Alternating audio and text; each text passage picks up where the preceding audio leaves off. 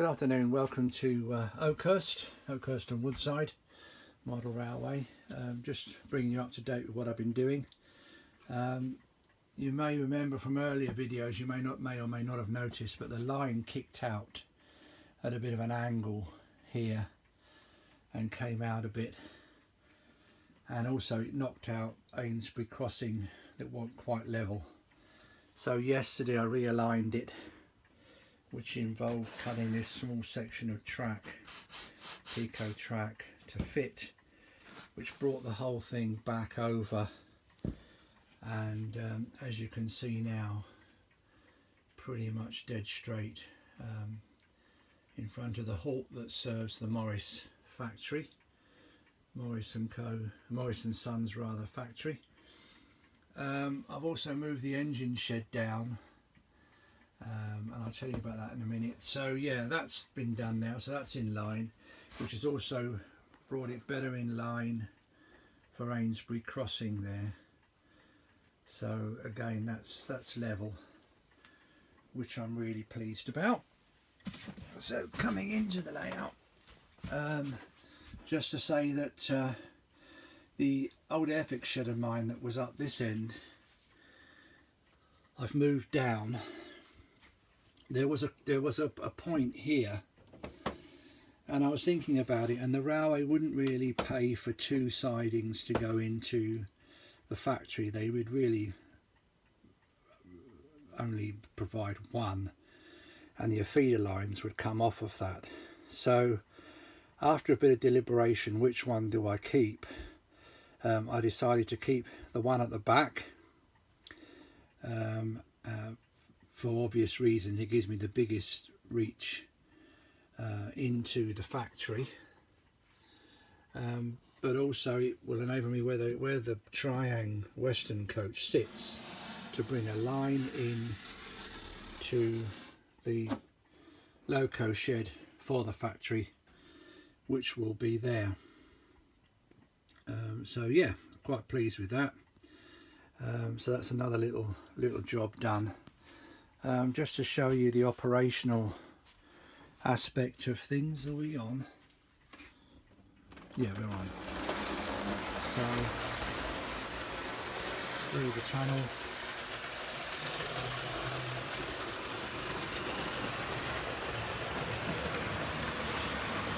Yeah, look at that. I'm really pleased with that.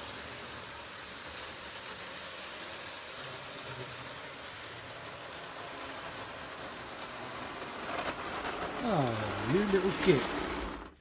Just about to talk to that and it's gone and derailed, you pig. Now that's been running perfectly, and as some of you know, Philip not least, you point a camera at a flipping loco and it all goes wrong. Well, that's a deal. I hope that's a glitch and model.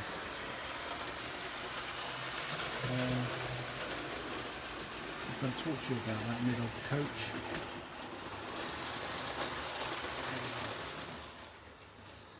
It's something that doesn't get discussed much, is derailments. A lot of these videos on YouTube, the derailments get edited out. And I was looking at Charlie, who owns and runs Chadwick Railway, and he talked about derailments. One of the very few on YouTube that discuss derailments, and as to the reasons why. And it can be down to poor track laying, but it also can be back down to the back-to-back setup. If I get so the back-to-back is the measurement in between those two wheels. The inside measurement of the two wheels is back-to-back, and it could be that.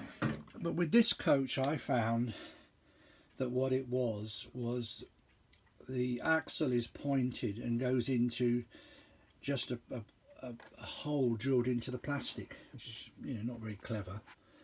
And of course over the years that wears. So I looked for some bearings, which I have got some bearings, but I thought, crumbs, that's going to necessitate drilling out more.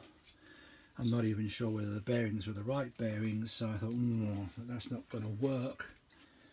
So I put a little bit of plastic in there, and seemed to be okay. And in fact, all morning, well, I say most past hour or so, it's been running beautifully. And of course, you point a camera at something and it starts derailing again, because what happened was there was a lot of play in the leading bogey on that second carriage. I'm just bringing it in now. It's done it again, you swine. That's not the leading bogey, it's the rear bogey. So maybe having thought I'd fixed it, either that or it's got camera shy and just deciding to show me up. Oh, you devil.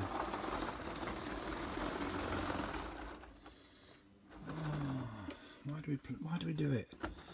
I could go back to cycling.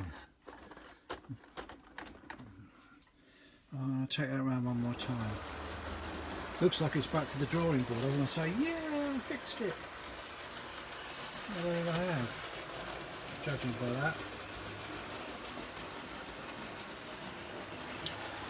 I really like that period of Hornby coaches from the 1980s as well. And they've been detailed, and as you know, I've fitted lights to them, put passengers inside them. And here we go, coming in, coming in.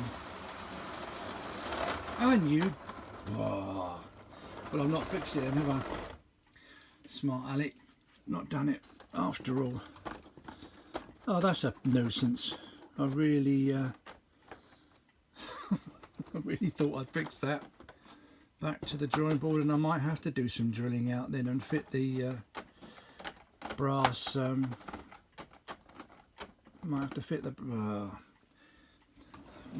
the brass Uji Watsits bearings. That's it. Oh, what a shame. I just want to show you this. This is I bought this as an excuse with for my grandson. The Fix-It train, or as it's called, the Wind-Off MPV track. Look at this for smooth running.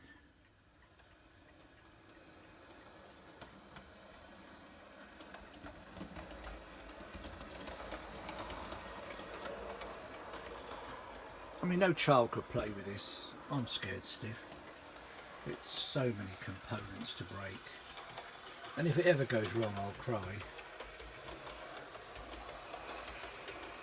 But it is a work of art. And look at the way it runs. You quite easily get seduced by some of this modern stuff, I must admit. But it's not fixable, or not fixable easily. And that's just running on my old duet there. Anyway, oh well, back to the drawing board with that coach. I thought I was going to be able to tell you that I'd fixed that problem. So it looks like I'm going to have to be doing some bearings. Nothing else much has changed. I really have got to get my finger out. I'm going into hospital next week, so hopefully, if that's successful, I can then spend some more time out here. I'll feel up to it, and certainly for a few weeks after the op, I'm not allowed to do this, I'm not allowed to do that, I'm not allowed to do this, so it will be a good opportunity to get on with some stuff. Thank you for watching. I really do appreciate it. I hope it's not been too boring. Trials and tribulations of running a model railway. Bye for now.